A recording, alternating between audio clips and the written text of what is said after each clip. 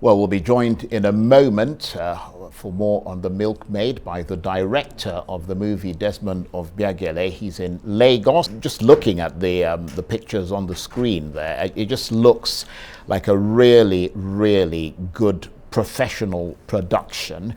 And clearly we want to know what drove him to want to make this film. Of course, whilst it was being made, the insurgency is still raging in northern Nigeria and across West Africa. It also came on the back of the kidnap of the Chibok girls, which of course raised an international outcry. That was in 2014, and turned the focus generally on the plight of women in Nigeria and West Africa, who find themselves in the clutches of sort of Islamist extremists. So that would be something we're going to be talking to him about. And of course, beyond the success of his movie, as a piece of art that's clearly being celebrated around the world, because I mean it's won lots of awards, globally. He's succeeded. I mean, well, I'm wondering if he's actually succeeded in using the film, beyond it being an art form, to focus attention back on the issue of the effects of the insurgency on the lives of people who don't typically have a voice, which I suppose is partly what he set out to do with this film, because a lot of the people who live in these outlying villages that are regularly attacked by insurgents, they often don't really have a voice, so they get taken away. And it just seems as if nobody cares what happens to them, although the government will obviously deny that. But I'm told that we have Desmond Ovbiagele now, who is the director of that absolutely brilliant film, The Milkmaid. And Desmond, I want to thank you very much indeed for joining us, and I hope you can hear me and that we can hear you. Let me start by congratulating you, first of all, for making such an absolutely superb movie. There you are. What inspired you to make this film and to tell the story? Oh, thank you very much for having me. Well, obviously, as a filmmaker, I strive to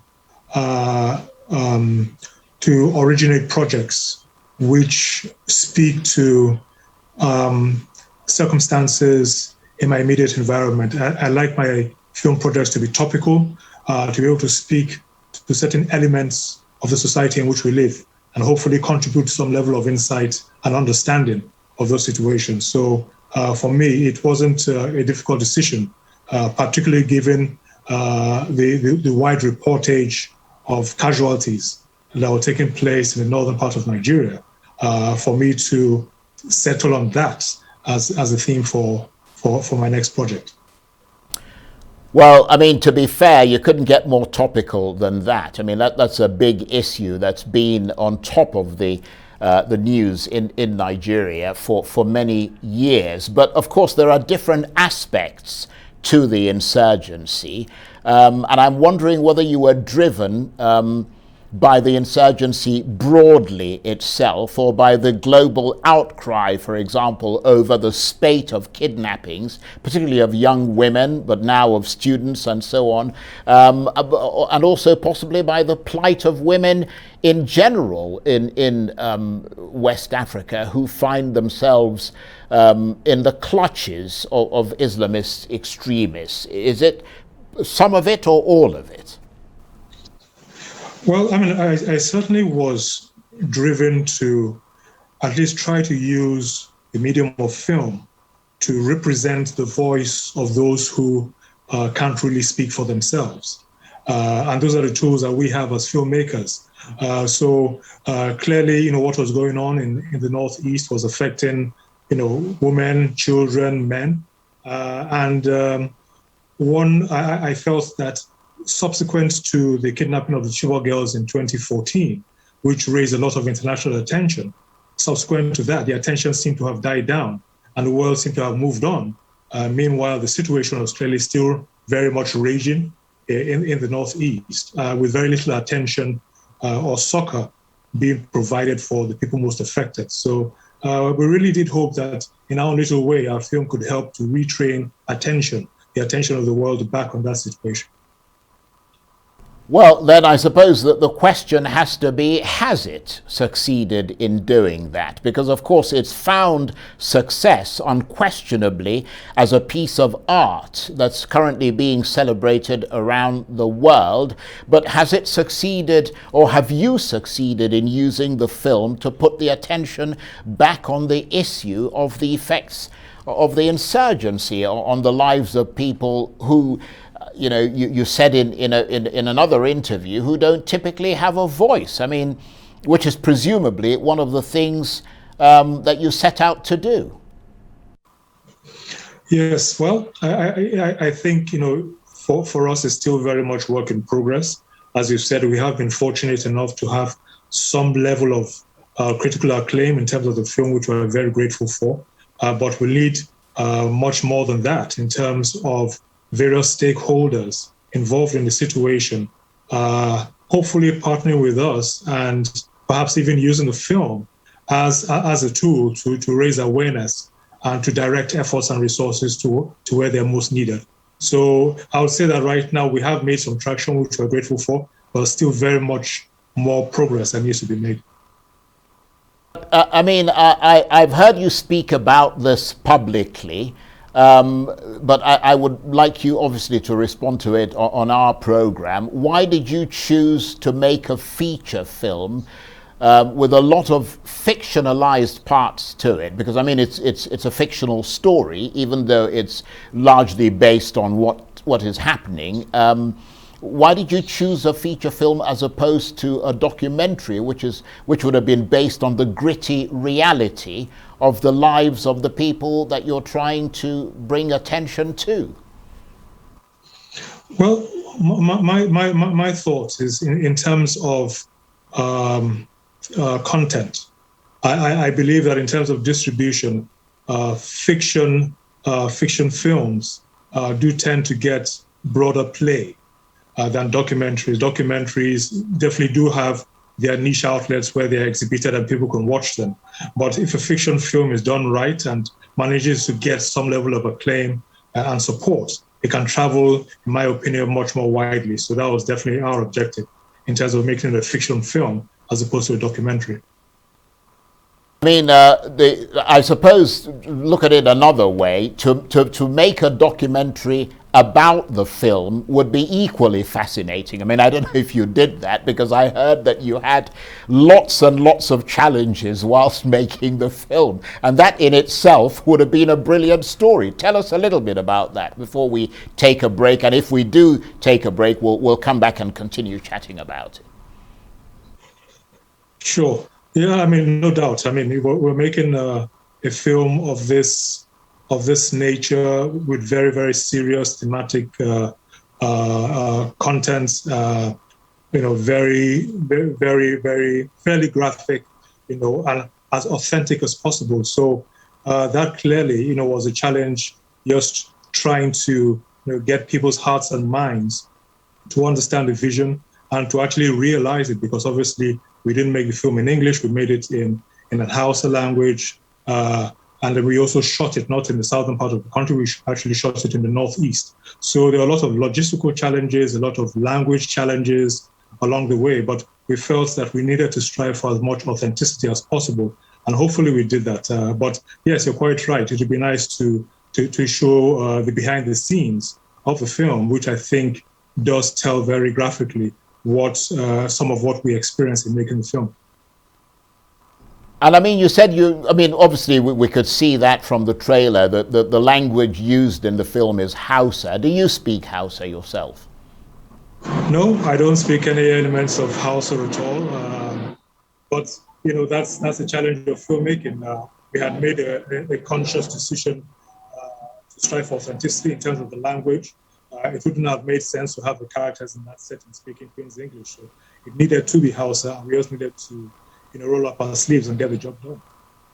But I mean, was the script also in Hausa? Because I'm trying to understand how you would have interpreted it.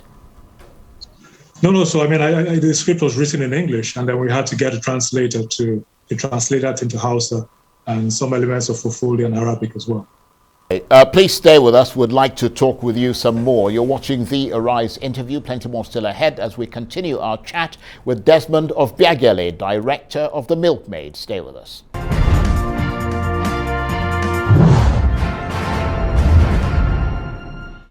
Welcome back to the Arise interview. I'm Charles Aniagolu, and my guest in this part of the program is Desmond Ovbiagele, who's talking to us about his acclaimed film, The Milkmaid. It tells the story of two sisters, Aisha and Zainab, who are abducted from their village on Zainab's birthday in a deadly attack by Islamist extremists. They then have to fight for their lives, their freedom, and their sanity. The film has won many awards, including several African Movie Academy Awards, including Best Film, and it's Nigeria's first ever entry for the Oscars.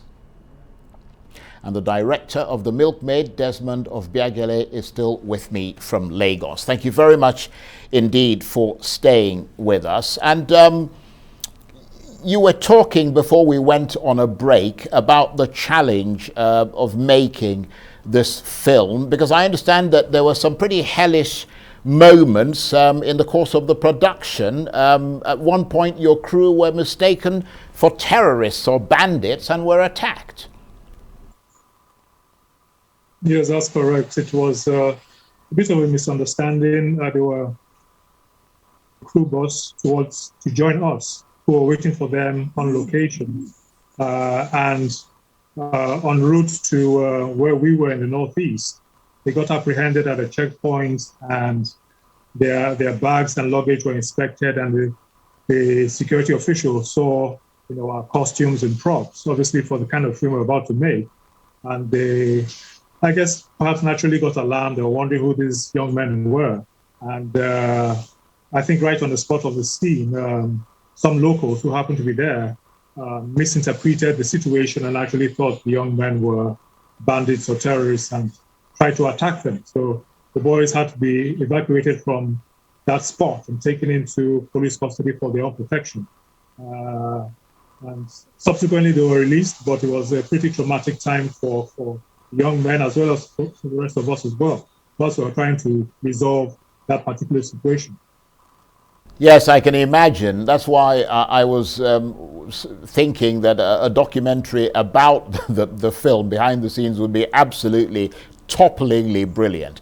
But let's talk about the movie itself, because I mean, it deserves more focus, because clearly it's a well-made production. One of the characters in it, I think one of the young ladies becomes apparently radicalized, and that to some extent mirrors what we hear about some of the girls who've been kidnapped, who no longer want to return to their previous lives. I mean, what is it that makes them not want to leave the people who abducted and essentially disrupted their lives? And why was it important for you to bring that out in the film? Well, as I said, we were striving for as much authenticity as possible in terms of the making of the film. And part of a product of the extensive research that was done clearly showed, as you rightly said, that some of the abductees didn't want to return to their families, which I thought was very, very strange. And we sought to depict that in the film as obviously an example of, what they call the Stockholm Syndrome, where the captives eventually along the line, not all of them, but some of them, begin to identify more with their captors than with the families that they've left behind. So it's a very strange phenomenon, and one which I think is not fully understood, but nonetheless it is indeed very, very real. And particularly in this particular situation, with religious extremism, certainly holds sway. So we thought it was very important to include that in our story. Now, okay, thanks for telling us that. And of course, this is Nigeria's first ever entry for the Oscars. The Milkmaid, it was selected by the Nigerian Oscars Selection Committee, apparently, and is Nigeria's official submission for the Academy Awards of this year. I mean, that must be a pretty proud thing for you. Oh, certainly, and not just for me, but for the entire cast and crew. I mean, everybody put their shoulder to the burden to try and realize this very, very difficult kind of story.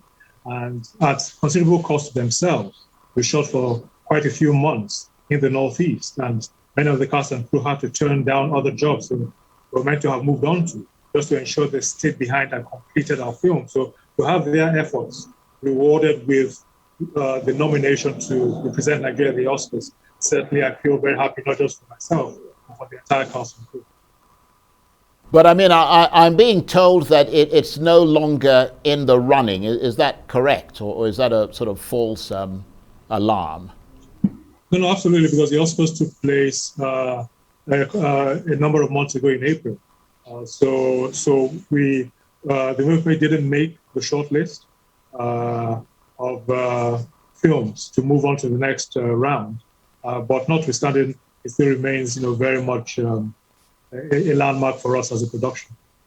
No, absolutely. I mean, it's obviously a seminal moment for Nigerian cinema in any case. There he was talking about the fact that his film obviously made it as a Nigeria selection into the Oscars, and then, of course, didn't go through. But the fact that it got that far is pretty commendable, and I suppose speaks volumes about the development and the evolution of cinema in Nigeria and where it goes next. But I was obviously curious to find out from him why it doesn't appear to be very well known in Nigeria. It's also due to premiere, I think, in Europe this week. And I was going to ask him where it's supposed to premiere, because I mean it's been all over the news in the UK. It's been on major international channels, and Mr. Ovbiagele has been interviewed by a lot of different people. But it is certainly curious that very few people have seen or even heard of it in Nigeria, whereas internationally it's an absolutely hugely celebrated movie, and virtually every major international television network has had him there for an interview. It really would have been something, I suppose, if it had gone forward to win that international Oscar, international best film sort of award for the international, Oscars. But sadly, as I said, it didn't go through. But an absolutely remarkable film, and one does hope that it will come to Nigeria at one stage, and also, I mean, on so many different levels, beyond the fact that it tells a contemporary news story and takes us into the lives of people who, some of the people who live this. On another level, it speaks volumes about the use of a local language to make an internationally reputable movie, the Hausa language, which was the main language in the film, and in spite of that, it's just received incredible accolades around the world. But also the other aspect is that it's turned up a new set of very good actors. I mean, I wanted to ask him about the background of some of the people who starred in that film, because I mean, if you look at the trailers and so on, their performances absolutely magic. And it would have taken a lot, I suppose, a combination of a good director and actors who are able to be inspired and be moved in different directions to produce such high quality thespian action. So very, very interesting indeed. That's it for this edition of the Arise interview. Join us again tomorrow from me and the entire team here in Abuja, London and Lagos. Bye-bye, and thank you for watching.